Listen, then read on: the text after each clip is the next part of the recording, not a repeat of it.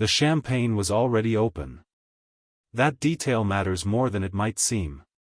Because champagne doesn't get opened in a locker room unless something worth celebrating has just happened. And something worth celebrating had just happened. Evan Rushing's walk-off hit in the 11th inning had done what walk-off hits do. It had transformed a stadium full of tension into a stadium full of release, had turned a game that felt like it might never end into a moment that felt like it would last forever, had given a group of men in Dodger blue a reason to embrace and shout and feel the specific joy that only winning in the final breath of a game can produce. The celebration had moved from the field to the locker room the way celebrations do. Loud. Joyful. Unguarded in the way that genuine relief makes people unguarded. And then something happened that stopped it. Not slowed it. Stopped it. The kind of stop that arrives without warning and changes the temperature of an entire room in a single second. Voices that had been raised in celebration became raised in a different register entirely. Something fell. Someone moved fast across the room in a direction that wasn't casual.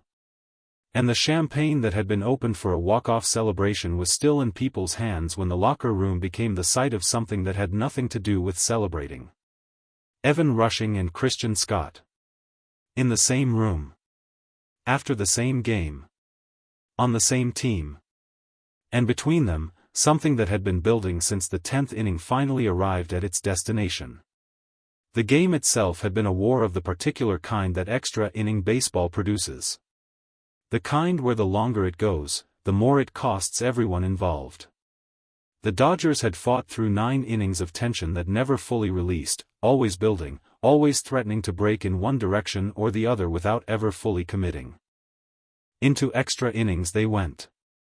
The 10th arrived with the ghost runner rule, placing a base runner at second, the specific modern invention that compresses the drama of extra baseball into something more immediately urgent. The Dodgers needed a run. The bullpen needed to hold. Both things needed to happen simultaneously and neither was guaranteed. Christian Scott took the mound for the 10th. He was not the first choice for the inning. He was not the choice anyone would have made with a clear head and unlimited options. But the bullpen had been taxed across 9 innings and Scott was available, and sometimes available is the only category that matters when a manager is making decisions at the edges of his roster.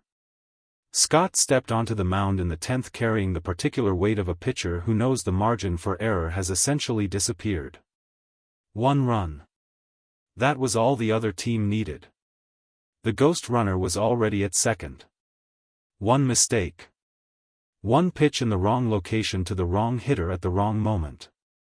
Scott knew all of this. And he walked to the rubber anyway. 3 runs crossed the plate in the 10th inning. Not 1. 3. The kind of inning that happens when a pitcher's command deserts him at the worst possible moment. When the pitches that need to be located precisely arrive instead in places that major league hitters recognize and punish without mercy. 3 runs on a night when 1 run would have ended everything. 3 runs that turned a game the Dodgers were still in into a game they were suddenly chasing. The dugout absorbed it in the specific silence of people watching something go wrong that they cannot stop. Teammates watched. Coaches watched.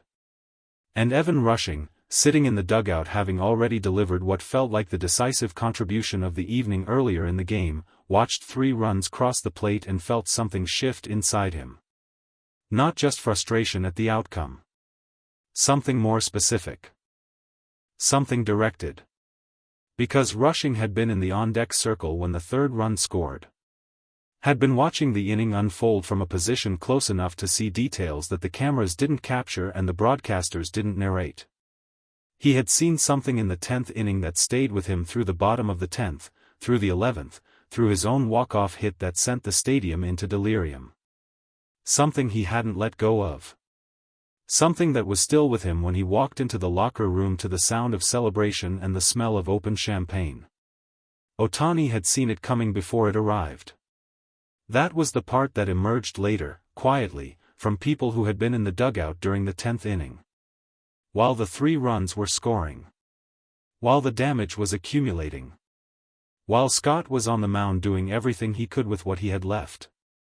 Otani had been watching rushing. Not the game. Rushing. Watching the way his jaw had tightened. The way his body had changed its posture with each run that scored. The way something was organizing itself behind his eyes that had nothing to do with strategy and everything to do with emotion arriving faster than it could be managed. Between innings, Otani had moved toward him. Not dramatically. Not with the urgency of intervention.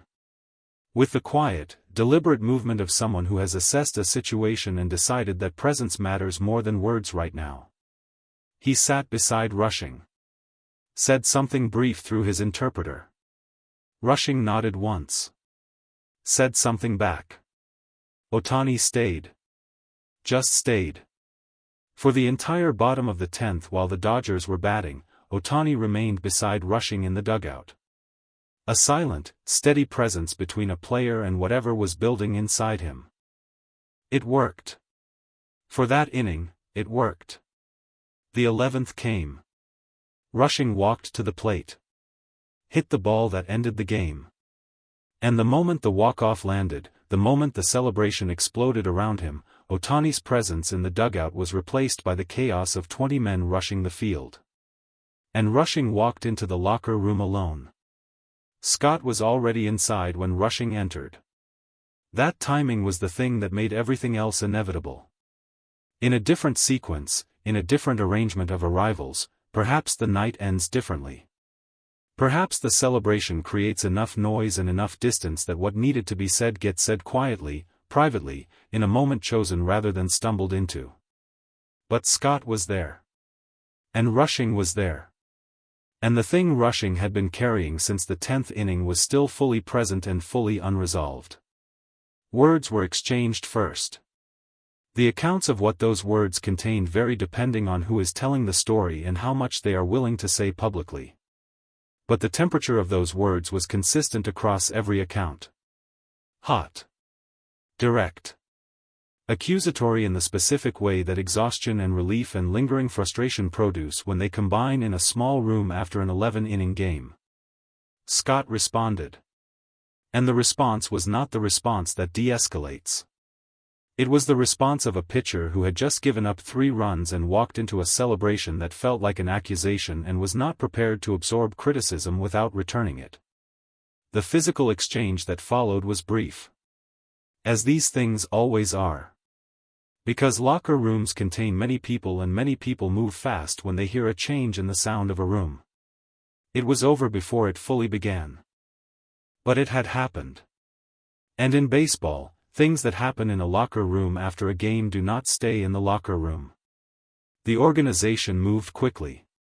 Scott was optioned to the minors within 48 hours.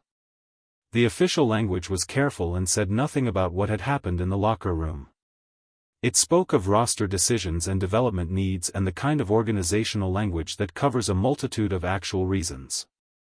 But the timing spoke clearly enough for the language to be unnecessary. And Rushing, in a brief and careful statement that felt like something prepared with assistance and reviewed multiple times before release, addressed the cause of the confrontation. He did not detail the physical exchange. He did not characterize Scott. He spoke instead about the 10th inning. About what he had seen from the on-deck circle. About a specific moment during Scott's appearance when a decision had been made on the mound that Rushing believed was wrong. Not strategically wrong. Wrong in a different way.